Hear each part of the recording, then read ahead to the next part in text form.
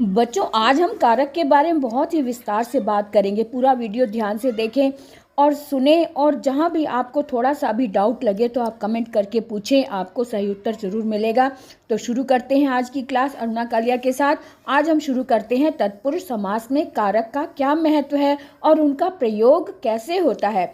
तो समझने की बात यह है कि इसमें जो पहले नंबर पर कर्ता कारक होता है उसका प्रयोग तत्पुरुष समास में नहीं होता। इसे आप ध्यान से सुने कि कर्ता कारक का प्रयोग तत्पुरुष समास में नहीं होता, इसलिए दूसरे नंबर में कारक का प्रयोग शुरू होता है, अर्थात दूसरे नंबर से कारक का प्रयोग शुरू होता है, अर्थात कर्म कारक जिसका चिन्ह को होता है उसके प्रयोग से तत्पुरुष समास शुरू होता है। यह है कि दूसरा, तीसरा, चौथा, पांचवा, छठा तथा सातवां कारक ही तत्पुरुष समास में प्रयोग में लाया जाता है, अर्थात नंबर 2 से लेकर नंबर 7 तक के कारक ही प्रयोग में लाए जाते हैं। अगर कोई बात अभी भी समझ में नहीं आई तो आप कमेंट करके पूछ सकते हैं। अरुणा कालिया की क्लास में व्याकरण से संबंधित बारीकियों पर ध्यान दिलाया जाता है। अब हम जानेंगे कारकों के बारे में विस्तृत जानकारी। अगर आप नए हैं, इस चैनल को अभी तक आपने सब्सक्राइब नहीं किया है तो सब्सक्राइब कर लें,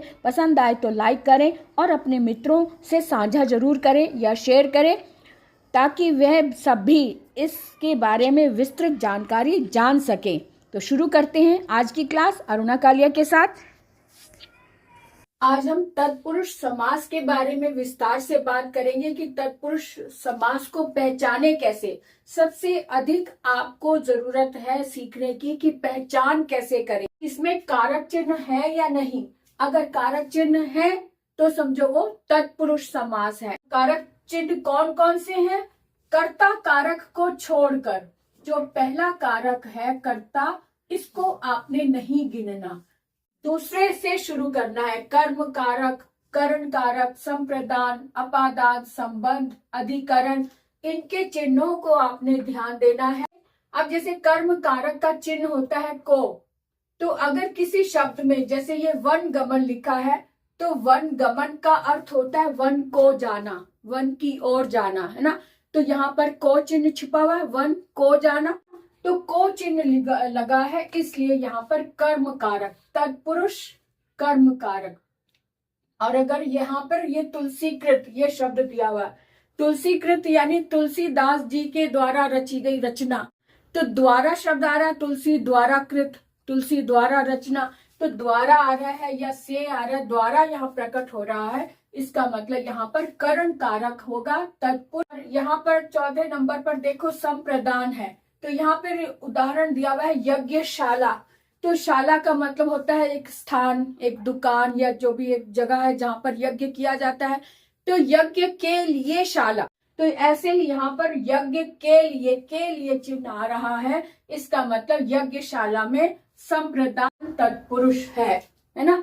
अब ऐसे यहाँ पर गुणहीन लिखा है, तो गुणहीन का मतलब है गुण से हीन, गुण के बिना, तो से आ रहा है, लेकिन से यहाँ पर द्वारा वाला चिन्ह नजर नहीं आ रहा है, यहाँ पर अलग होने वाला अर्थ नजर आ रहा है कि गुण के बिना, गुण से अलग है जो, तो से आ रहा है लेकिन अलग होने का अर्थ आ रहा है, इसलिए यहाँ पर अपादान कारक होगा, यानी तत्पुरुष अपादान।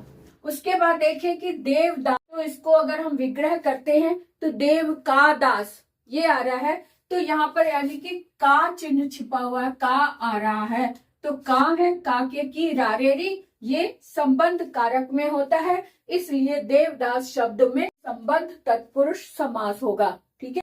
अब देखेंगे ग्रामवास। ग्रामवास में का मतलब है वास करना यानी रहना, तो कहाँ रहना? गांव में रहना, तो में चिन्ह आ रहा है। यहाँ पर में चिन्ह किस में आता है? अधिकरण में आता है, अधिकरण का चिन्ह होता है में यहाँ पर, तो इसका अर्थ है कि यहाँ पर अधिकरण तत्पुरुष होगा क्योंकि यहाँ अधिकरण कारक छिपा हुआ है। ठीक।